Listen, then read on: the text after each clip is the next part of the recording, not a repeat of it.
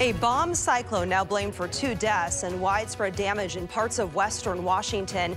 Downed trees, slicing into homes and cars, even slamming into a King County Metro bus. We've live reports from the areas hardest hit by the powerful storm.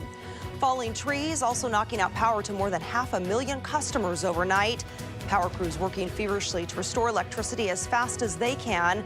We'll break down the areas hardest hit and get a timeline on power restoration plans. Viewer video and photos of the damage to homes and cars pouring into KOMO News this morning. We'll show you some of the most stunning images over the next hour. This morning, we do a breaking news team coverage of the extensive storm damage from the coast to the foothills with live crews in Bellevue, Issaquah, North Seattle, and the latest power outages from the live desk. The powerful storm now blamed for 2 deaths, both caused by falling trees.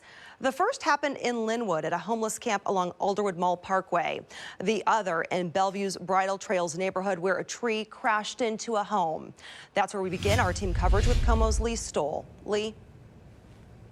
Yeah, Holly, just a really unfortunate situation where we are, and every few minutes we are hearing emergency sirens, we're hearing chainsaws, we're hearing leaf blowers. The house behind me here, you can see, this is where Bellevue Fire, they just showed up a couple of minutes ago, and just past us down that driveway, you can see that horizontal tree that is sticking out now of the home that is down that driveway. It hit a corner of it just a few feet from where we are. We were talking to Bellevue police just a couple of minutes ago, and we're told a 65-year-old woman was taking a shower when a tree came crashing through this house at about 7 o'clock last night. Bellevue police, they shared some video with us of this home. Her husband was the one to call 911 in absolute shock at the time. She unfortunately died. Officers were here through the morning with her husband. A structural engineer is going to be called out to take a look at the home. And also just a few blocks away from here, we found trees that crashed into 2 more homes. A sunroom and a garage were damaged. Luckily, no one was hurt. Bellevue officers with decades on the job say they have never seen anything like this before. If you could imagine, we had the cyclone going on, the bomb cyclone going on. Emergency responders were going all over. And, you know, put yourself in that situation. It's dark, it's raining, it's windy. A tree had just fallen on a house. And so first responders are just working as hard and as best they can. Yeah, just an exhausting night for so many people out here. We're told the husband of the woman who has killed has family in the area. He does have support. He will have a place to go. Now, Bellevue police are telling us one of the biggest issues they're having is people driving through blacked out intersections. They really want everyone to take it slow. Call 911 if you have an emergency. But they were also telling us most cities do have non-emergency numbers. That is something to keep handy if you do need some sort of response, but it is not necessarily an emergency. That is a number you can call, but you may be waiting a while for a response. Holly. Yeah, and Lee, that's just heartbreaking there. A fallen tree also blamed for the death of a woman at a homeless camp in Lynnwood. That camp located just off Alderwood Mall Parkway near 170th Street. The tree came down just after 7 o'clock last night. A woman in her 50s was killed. No one else was hurt. All right, we want to get out now to Theron now, who's tracking developments in Issaquah. Theron? Yeah, take a look behind me, the Taco Bell. Now that we have daylight here, we're driving around the city seeing damage that we hadn't noticed before.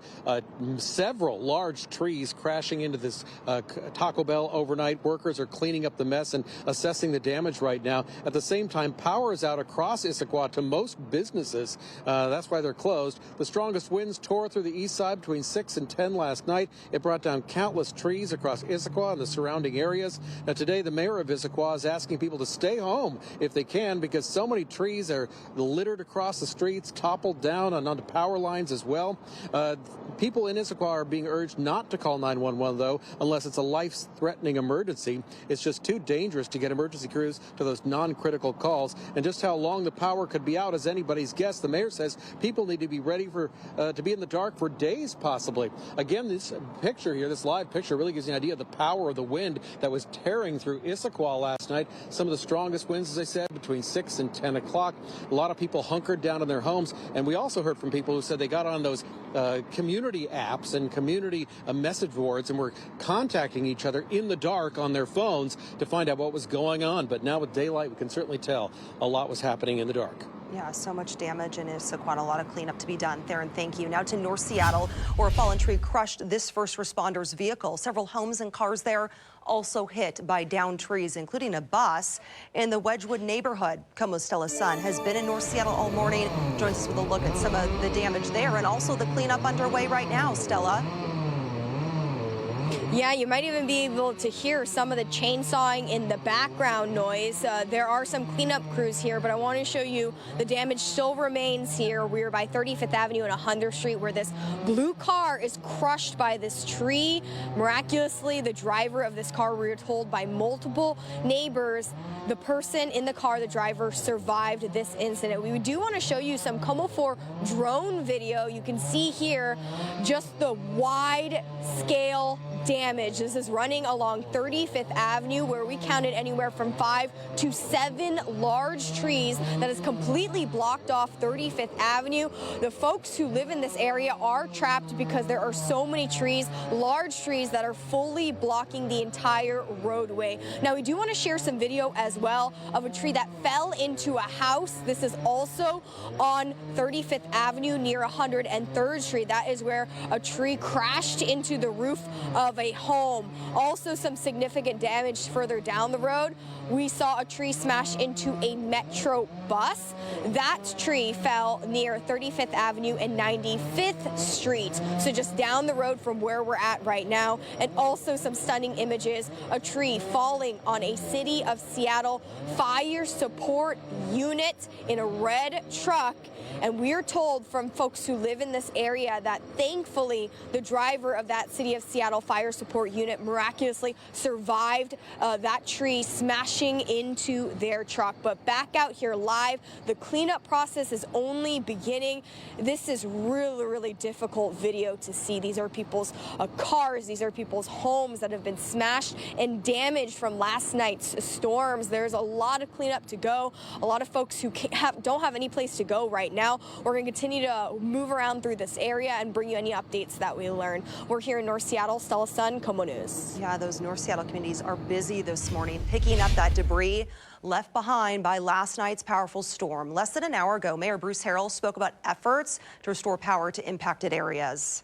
Some repairs are going to take longer, depending on whether we can easily access the damage and get to the areas and remove the debris and do what we're doing.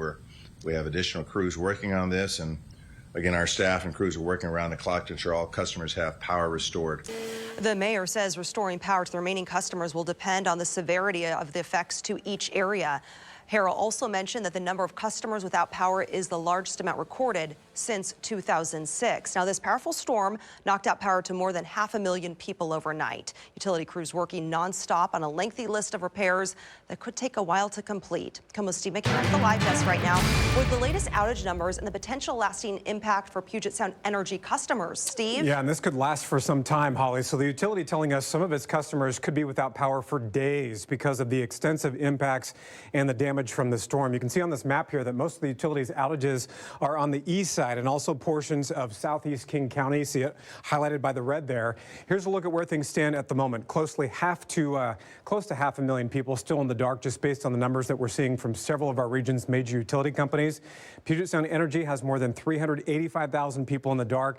That's quite an improvement from earlier this morning. Snohomish PUD has more than 56,000 customers without power. Seattle City Light more than 42,000. Puget Sound Energy telling us this morning their crews are working as hard as they can, as fast as they can to get all those lights back on. One thing I do want to mention, though, with this severe storm, the impact that it's having on our customers, this potentially will look like a multiple-day outage. So we're encouraging customers to make alternate plans as we work to assess the situation and restore power.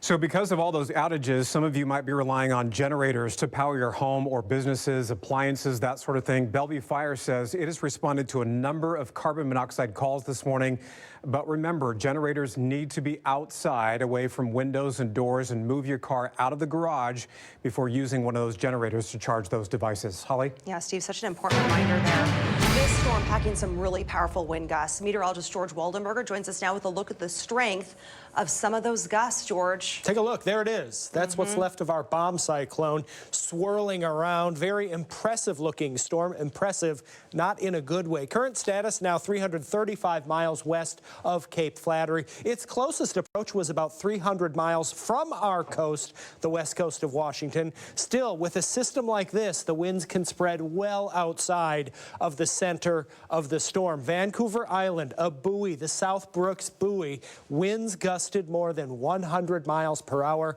more than 70 miles per hour in Enumclaw.